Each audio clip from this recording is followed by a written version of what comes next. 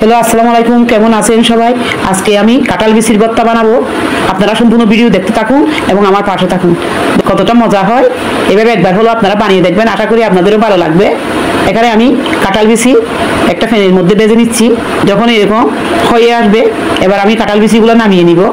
একটা শুটকি এরকম ধুয়ে পরিষ্কার করে কেটে নিয়েছি, এগুলো আমি এবার ভেজে নিব। নেড়ে ছেড়ে একটা শুটকিগুলো একদম যেন মচমচে হয় এভাবে ভেজে নিচ্ছি। দেখুন ভেজে নিয়েছি, এবার আমি উঠিয়ে নিব।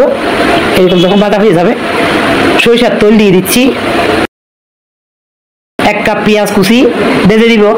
পেঁয়াজ বেশি লাল করবো না, এরকম যখন বাটা হয়ে যাবে উঠিয়ে দিব। এবার রসুনগুলো ভেজে নিচ্ছি, উল্টে পাল্টে রসুনগুলো আমি ভেজে নিব। একসাথে শুকনো মরিচও দিয়ে দিয়েছি, জালটা আপনাদের পছন্দ মতো দিবেন। আর একটু সরিষার তেল দিয়ে দিলাম, উল্টে পাল্টে এরকম করে ভেজে দিচ্ছি। মরিচগুলো আমার ভাজা হয়ে গিয়েছে, রসুনগুলো ভেজে নিয়েছি, নরম হয়ে গিয়েছে। এবার আমি নামিয়ে নিব।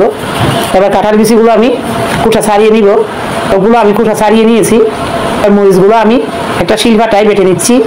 মরিচ বাটা হয়ে গেলে এবার রসুনগুলো আমি বেটে নিচ্ছি। আপনারা চাইলে ব্লেন্ডার জারও পেস্ট করে নিতে পারেন। পেঁয়াজ ভাজাগুলো দিয়ে দিয়েছি, ওগুলো বেটে নিব। সবগুলো আমার বাটা হয়ে গিয়েছে। এবার শুটকিগুলো আমি বেটে নিব। শুটকিগুলো বেটে নিয়েছি।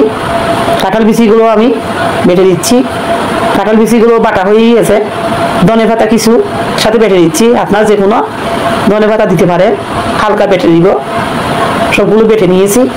এবার আমি পরিমাণ মতো লবণ দিয়ে দিয়েছি। সরিষার তেল দিয়ে মেখে নিব। কাঁঠাল বিচিগুলো একসাথে মেখে নিচ্ছি। মাখানো হয়ে গেছে, একটা প্লেটের মধ্যে আমি নিয়ে নিয়েছি। এভাবে শুটকি দিয়ে কাঁঠাল বিচি ভর্তা বানালে মন ভরে খেতে পারবেন। গরম ভাতের সাথে আমি আজকে খেয়ে নিব। আপনারা একবার হলো এভাবে বানিয়ে দেখবেন, আশা করি আপনাদেরও ভালো লাগবে। আপনাদের যদি আমার এই ভিডিও ভালো লাগে লাইক দিবেন, শেয়ার করবেন এবং আমাকে ফলো করবেন। আর ইউটিউব থেকে দেখলে সাবস্ক্রাইব করবেন। আশা করি সবাই ভালো থাকবেন। আল্লাহ হাফেজ।